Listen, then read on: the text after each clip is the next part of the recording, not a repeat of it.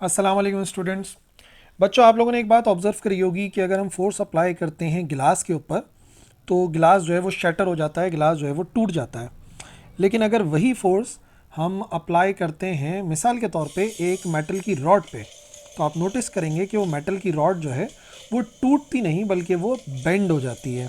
इसी तरीके से अगर हम फोर्स अप्लाई करते हैं एक रबर बैंड पे, तो ना ही वो बेंड हो जाती है ना ही वो शटर हो जाती है, बल्कि वो थोड़ी सी एक्सटेंड हो जाती है, जो हमारे फोर्स को हटाने के बाद अपनी एक्चुअल पोजीशन पे वापस आ जाती है। एक्चुअली डिफरेंट मेटल्स इस तरीके से डिफरेंट क्यों बिहेव करते हैं? क्योंकि उनका जो स्ट्रक्चर होता है, जो उनका फिजिकल स्ट्रक्चर है, वो एक दूसरे से डिफरेंट होता है। जैसे मिसाल के तौर पर जो एटॉमिक अरेंजमेंट है वो डिफरेंट तरीके की होती है, जैसे कि आप स्क्रीन के ऊपर देख सकते हैं। तो एक्चुअली एटम की ये जो भी स्ट्रक्चर्स हैं या जो भी उनमें एटम्स की अरेंजमेंट होती है, बेसिकली वो डिसाइड करके बताती है कि वो किस तरीके से बिहेव करते हैं। सो आज का हमारा लेक्चर क्लासिफिकेशन ऑफ सॉलिड्स के हवाले से है कि डिफरेंट सॉलिड्स कौन कौन सी इकसाम के होते हैं और फिर उनकी क्या क्या इंपॉर्टेंट करेक्टरिस्टिक है, और इन दी एंड डिस्कस करेंगे हर एक से रिलेटेड एग्जाम्पल्स को। तो चलिए शुरू करते हैं क्लासिफिकेशन ऑफ सॉलिड्स को समझना। तो देखो, सॉलिड्स को क्लासिफाई करते हैं हम जनरली तीन ग्रुप्स के अंदर। पहले कहलाते हैं क्रिस्टलाइन सॉलिड्स, दूसरे कहलाते हैं एमॉर्फस सॉलिड्स, और तीसरे टाइप के जो होते हैं वो कहलाते हैं पॉलीमेरिक सॉलिड्स। यानी फिजिकल प्रॉपर्टीज के लिहाज से आप सॉलिड को इन तीन टाइप्स के अंदर डिवाइड कर सकते हैं: क्रिस्टलाइन सॉलिड्स, एमॉर्फस सॉलिड्स और polymeric solids. So starting with crystalline solids. Crystalline solids की क्या क्या खास बात है? देखो, सबसे इंपॉर्टेंट बात यह है कि इसके अंदर एटम जो है वो एक ख़ास तरीके से अरेंज हुए होते हैं और फिर वो पैटर्न लगातार रिपीट हो रहा होता है। ठीक है ना? और यहाँ पर ये जो वर्ड आ रहा है ना क्रिस्टलाइन, इसके अंदर ये जो वर्ड आ रहा है ना क्रिस्टल, बेसिकली इसकी बात कर रहे हैं कि ये जो सारे के सारे सॉलिड सब्सटेंसेस होते हैं, इनमें एक पर्टिकुलर क्रिस्टल वाला जो है वो स्ट्रक्चर पाया जाता है और वो लगातार रिपीट भी होता है पूरे स्ट्रक्चर के अंदर। मिसाल के तौर पे अगर किसी सब्सटेंस के अंदर एटम जो है वो क्यूबिकली अरेंज हुए होते हैं, तो इसका मतलब उसमें सारे के सारे एटम जो है वो क्यूबिकल अरेंजमेंट के अंदर होंगे। तो वो जो क्यूब है बेसिकली वो क्रिस्टल कहलाएगा, और जो उसका रिपीटिंग पैटर्न है वो क्रिस्टल लैटिस कहलाता है, जो कि ज़रूरी है, एक बड़ी इंपॉर्टेंट करेक्टरिस्टिक है क्रिस्टलाइन सॉलिड्स की, कि उसमें एटम्स एक पर्टिकुलर तरीके से अरेंज होते हैं और फिर वो जो पैटर्न होता है वो थ्रू आउट सब्सटेंस जो है वो रन करता है। अच्छा, इनका जो मेल्टिंग पॉइंट होता है वो शार्प होता है, बल्कि हम ऐसा कह सकते हैं कि इनका जो मेल्टिंग पॉइंट होता है वो बड़ा स्पेसिफिक होता है। आपको पता है ना, जब भी हम हीट प्रोवाइड करते हैं सॉलिड सब्सटेंस को, तो एक वो टाइम आता है कि एक ख़ास टेम्परेचर पे पहुंच के वो जो सॉलिड सब्सटेंस होता है वो एक्चुअली कन्वर्ट हो जाता है लिक्विड स्टेट के अंदर, तो उसे कहते हैं उसका मेल्टिंग पॉइंट। अच्छा, क्योंकि क्रिस्टलाइन सॉलिड्स जो है इनमें एटम्स की एक पर्टिकुलर अरेंजमेंट होती है, तो वो एक ख़ास टेम्परेचर पर ही हमेशा मेल्ट होते हैं। जबकि अगर वो एक ख़ास अरेंजमेंट में नहीं होते तो मेल्टिंग जो है वो वेरी करती, यानी कि कहीं से मिला हुआ सब्सटेंस एक पर्टिकुलर टेम्परेचर में मेल्ट हो जाता और कहीं और से मिलने वाला सैंपल डिफरेंट टेम्परेचर में मेल्ट होता।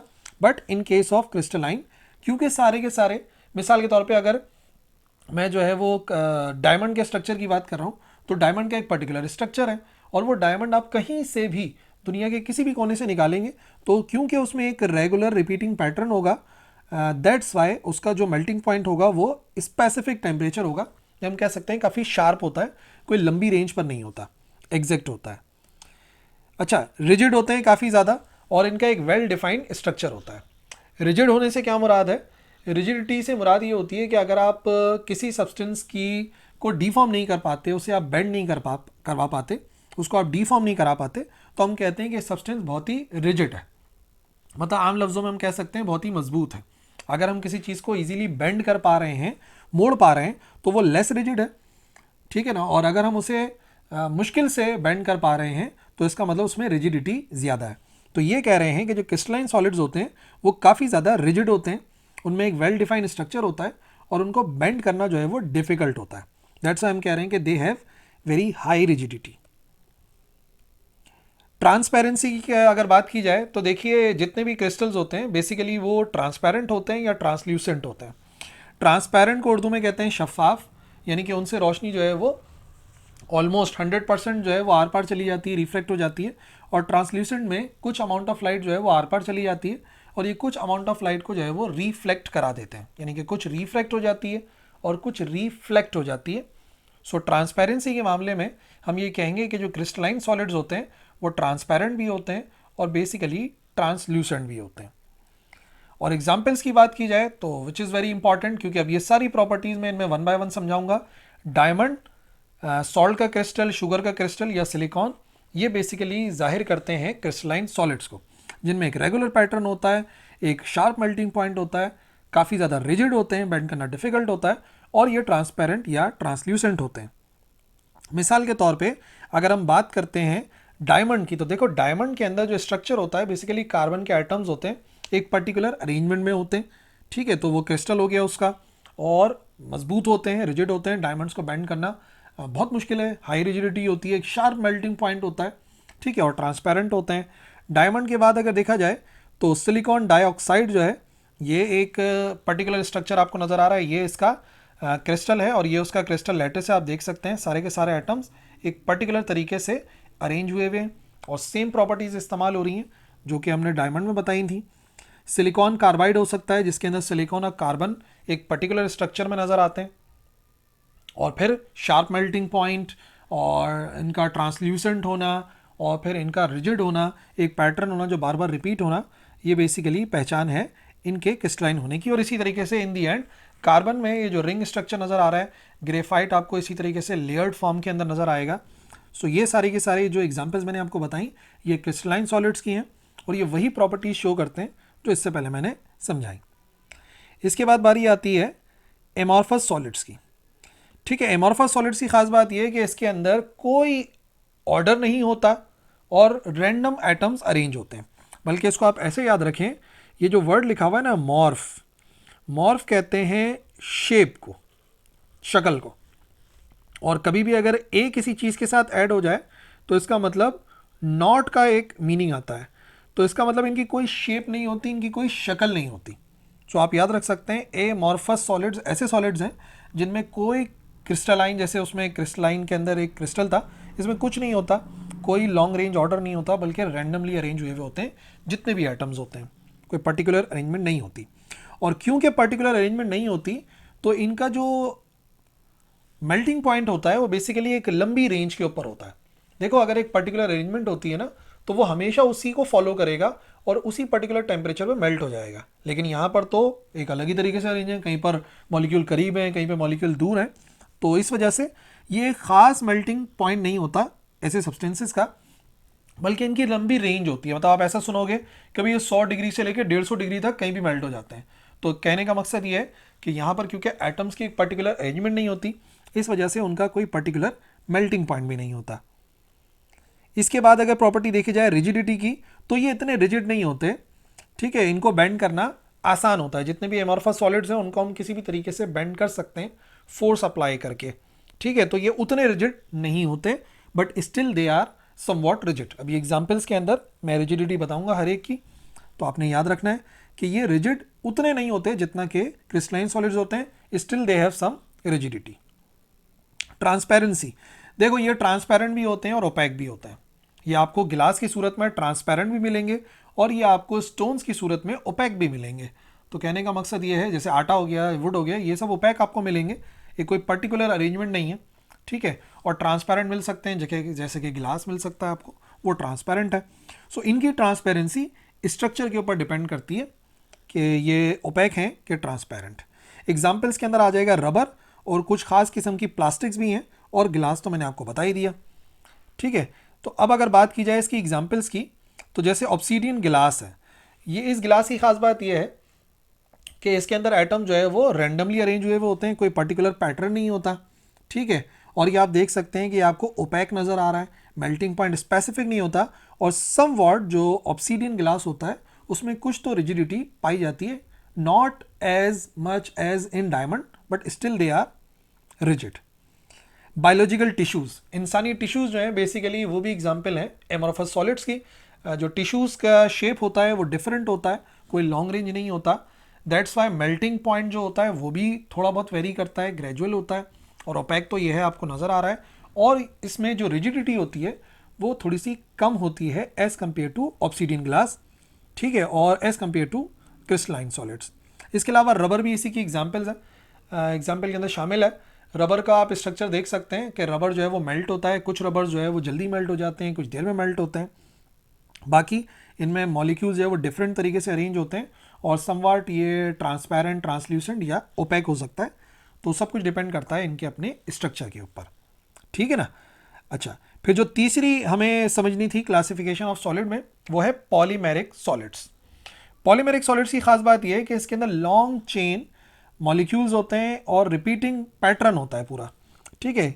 ये जो पॉलीमेरिक होते हैं, पॉली से आपने याद रखना है कि मोर देन वन, ठीक है। जो मोर देन वन होता है यानी कई सारे एटम्स होते हैं, यूनिट्स होते हैं जो कि कंबाइन होते हैं, जिनकी चेन बनती है, वो बेसिकली पॉलीमेरिक सॉलिड्स कहलाते हैं, ठीक है ना।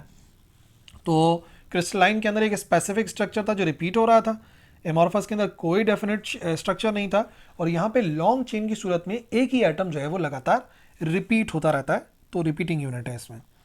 अच्छा, मेल्टिंग पॉइंट वेरी करता है, और ये बात याद रखिएगा कि इनका मेल्टिंग पॉइंट जो है वो क्रिस्टलाइन सॉलिड से तो कम ही होता है, ठीक है ना, वेरी करता है। असल में डिफरेंट टाइप के पॉलीमेरिक सॉलिड्स होते हैं, तो इस वजह से उनका मेल्टिंग पॉइंट भी वेरी करेगा।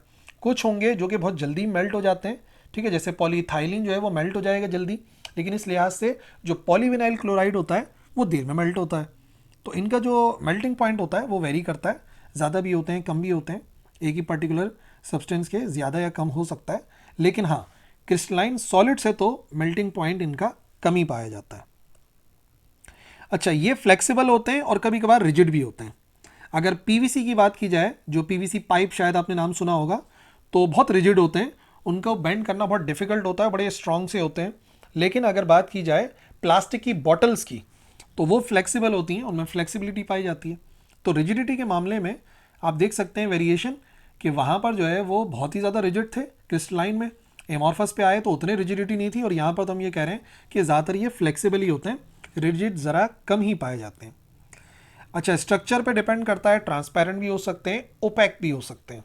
अगर बात की जाए पीवीसी की, जो कि एक पॉलीमेरिक सॉलिड है, तो वो ओपेक होता है, जो कि हमारे घरों में प्लास्टिक के पाइप होते हैं, और ये जब शॉपर वगैरह जो होता है पॉलीथाइलिन, तो उस लिहाज से ये ट्रांसपेरेंट भी होता है। जो पॉलीथाइलिन की बॉटल्स होती हैं उस लिहाज से ये ट्रांसपेरेंट भी होता है। So it depends on the structure.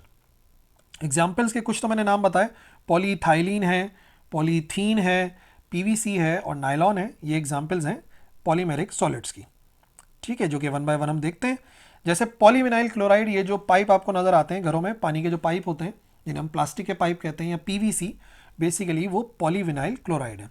तो होता ये है कि उसके अंदर विनाइल क्लोराइड का एटम होता है, लेकिन क्योंकि वो चेन की फॉर्म में लगातार जुड़ा होता है, कि एक विनाइल क्लोराइड, दो विनाइल क्लोराइड, तीन, चार, पाँच, छः, लॉन्ग चेन में होता है, तो चेन फॉर्म की वजह से हम उसके लिए लफ्ज़ इस्तेमाल करते हैं पॉली का। सो पॉलीविनाइल क्लोराइड के अंदर कई सारे विनाइल क्लोराइड पाए जाते हैं। इसी तरीके से पॉलीथाइलिन, ये जो पानी की बॉटल्स वगैरह होती हैं, ये पॉलीथाइलिन की बनी हुई होती हैं, ये ट्रांसपेरेंट होता है, आपको पता है, और मेल्ट हो जाता है जल्दी। पॉलीस्टाइरीन है, पॉलीस्टाइरीन जो आमतौर पे लंच बॉक्सेस के लिए हम लोग इस्तेमाल करते हैं, ठीक है, थर्मोकोल के जो कहते हैं आम लैंग्वेज के अंदर, तो वो पॉलीस्टाइरीन है, लंच बॉक्सेस में यूज़ करते हैं। पॉलीएस्टर, कपड़े होते हैं कुछ पॉलीएस्टर के, तो पॉलीएस्टर, देखो फिर आ गया, एस्टर आ गया और पॉली का वर्ड आ गया, तो पॉलीएस्टर जो है वो बेसिकली पॉलीमेरिक सॉलिड है, ये इनकी बड़ी अच्छी पहचान है। पॉलीप्रोपाइलीन, ये वो प्लास्टिक होती है जिसके आमतौर पे रैपर्स बनते हैं ना, रैपर जो है वो पॉलीप्रोपाइलीन होता है। सो प्रोपाइलीन तो है ही, साथ में पॉली लग गया, तो इसका मतलब ये एक पॉलीमेरिक सॉलिड है। और इसी तरीके से नायलॉन जो है, जो कि रस्सियों में आमतौर पे हम लोग इस्तेमाल करते हैं, नायलॉन की रस्सी, वो भी एक पॉलीमेरिक सॉलिड है। ठीक है भाई, सो ये थे हमारे वो तीन टाइप्स ऑफ सॉलिड्स जो कि हमें मालूम होने चाहिए in order to stand the physics of solids, crystalline solids, amorphous solids and polymeric solids, जिनको हमने आमतौर पे जो डिफरेंसेस पाए जाते हैं, जो इनकी प्रॉपर्टीज़ हैं, उनको डिस्कस करा। अब आपने करना ये है कि आपने तैयारी करनी है इस टॉपिक की फॉर शॉर्ट क्वेश्चन या फॉर एमसीक्यूज़, और जो भी कन्फ्यूजन है उसको कमेंट सेक्शन में लिखना है, इंशाल्लाह ज़रूर रिप्लाई करेंगे। That's all for this video. अल्लाह हाफिज़।